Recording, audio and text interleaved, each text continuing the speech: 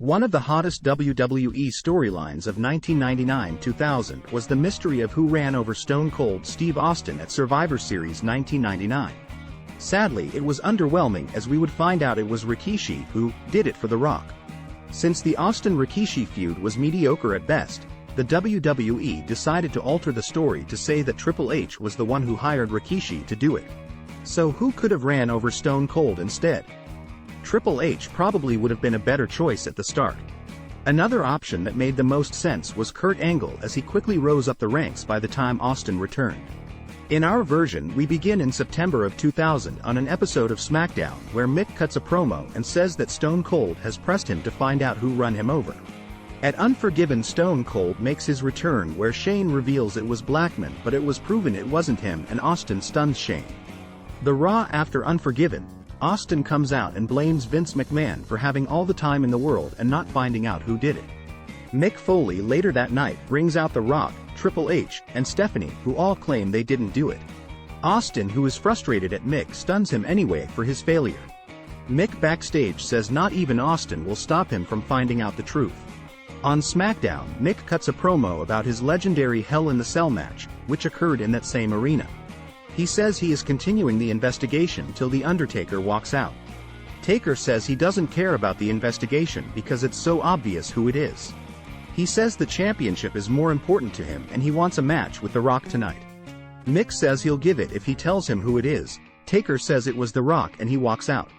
Later that night on SmackDown, Austin, who has no idea who to believe, decides to stun The Rock during the match, giving Taker the win and new champion.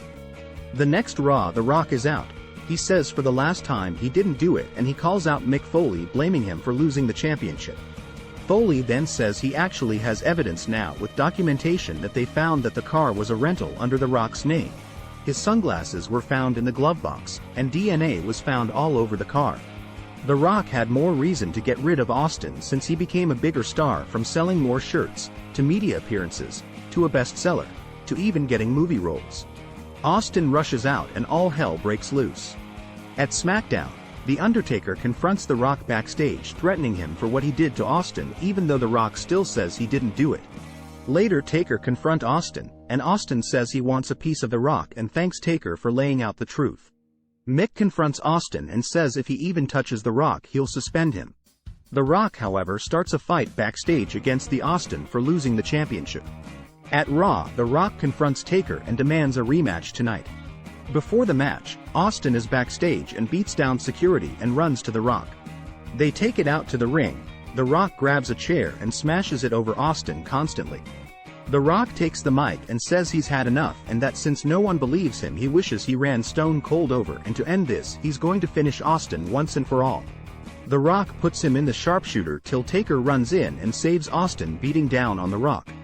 The following SmackDown, we see The Rock entering the building till Austin attempts to drive over The Rock.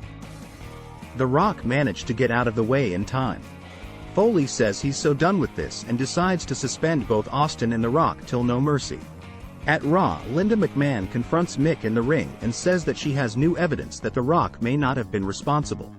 New footage shows an individual that doesn't really fit the description of The Rock. Mick decides to further investigate and announces that Austin will take on The Rock in a last man standing match, and Taker will take on Kurt Angle for the championship at No Mercy. At No Mercy, Stone Cold and The Rock have a brutal match till The Rock is taken to the back, is run over by Austin's truck. Austin is arrested that night and The Rock taken out in an ambulance. After Taker defeats Kurt Angle to retain the title, Mick Foley interrupts the music and tells everyone to watch new outdoor CCTV footage, which shows a figure dumping the rental car and leaving with their Harley. Mick Foley shouts that the one who ran over Austin was none other than The Undertaker. Taker laughs and says he's right and chokeslams Foley to much heat. On Raw, Taker says that he ran over Austin because he should have been the face of the company since the day he destroyed Hulk Hogan's career by taking the title from him all those years ago, yet since then he has been treated like he was a circus attraction. He says he's been planning this for a long time. He says every time a star rose to the top he'd end them. He was the one who gave Vince the idea to screw Brett. He retired Shawn Michaels by breaking his back, and he even got The Rock get run over by Austin last night. But that's not the only reason. The other reason is because Austin was responsible for ending his ministry of darkness.